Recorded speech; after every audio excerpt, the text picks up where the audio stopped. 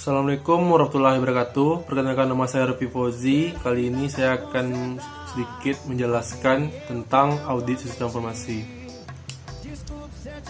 yaitu proses pengumpulan dan penilaian bukti-bukti untuk menentukan apakah sistem komputer dapat mengamankan aset, memelihara integritas data, dapat mendorong pencapaian tujuan.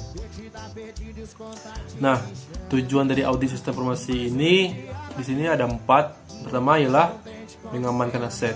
Yang kedua, menjaga integritas data. Yang ketiga, menjaga efektivitas sistem. Yang keempat, mencapai efisiensi sumber daya. Selanjutnya, pendekatan audit sistem informasi. Pendekatan pertama ialah pendekatan temuan atau explorers approach. Fokus utama ditekankan pada jenis kesalahan atau losses yang terjadi dalam suatu sistem informasi. Setelah itu, ditentukan kendali yang dapat digunakan untuk mengurangi kesalahan tersebut sampai pada batas yang dapat diterima. Selanjutnya ada pendekatan kendali. Fokus utamanya adalah kendali-kendali di dalam suatu sistem informasi yang dapat digunakan untuk mengurangi kesalahan. Selanjutnya ada aspek yang diperiksa dalam audit. Nah, diantaranya ialah availability system, selanjutnya reliability, selanjutnya confidentiality, dan terakhir integrity. Selanjutnya adalah audit atas proses, modifikasi program, audit atas sumber data, dan data file. Audit TI sendiri merupakan gabungan dari berbagai macam gabungannya.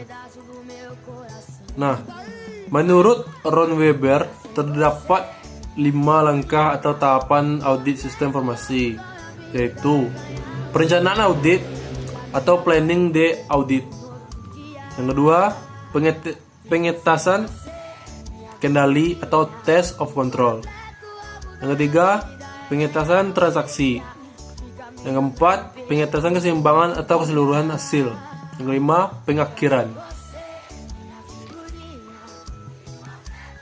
Selanjutnya, menurut Kolegos Jazz, tahapan audit sistem informasi mencakup aktivitas. Yang pertama ialah perencanaan atau planning.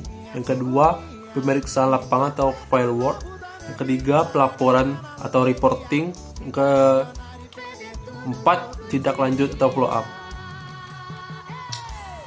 Selanjutnya ada pengumpulan data atau evidence melalui berbagai teknik, termasuk yang pertama ialah survei, yang kedua interview, yang ketiga observasi dan review dokumentasi, termasuk review source code bila diperlukan.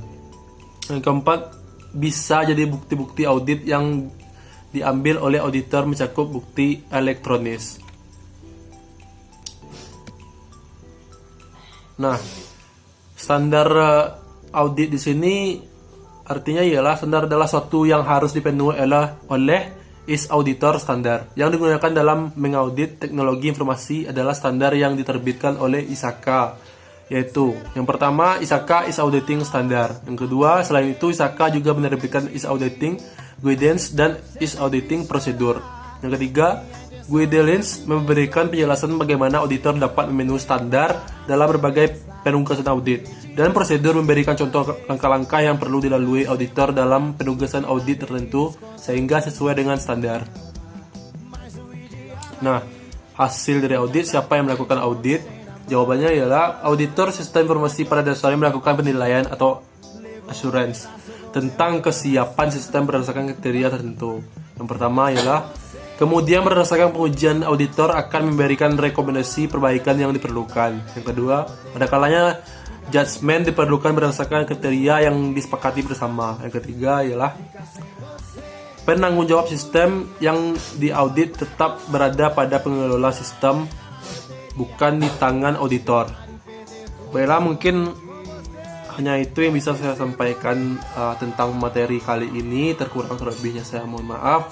Saya sudahi dengan Assalamualaikum warahmatullahi wabarakatuh.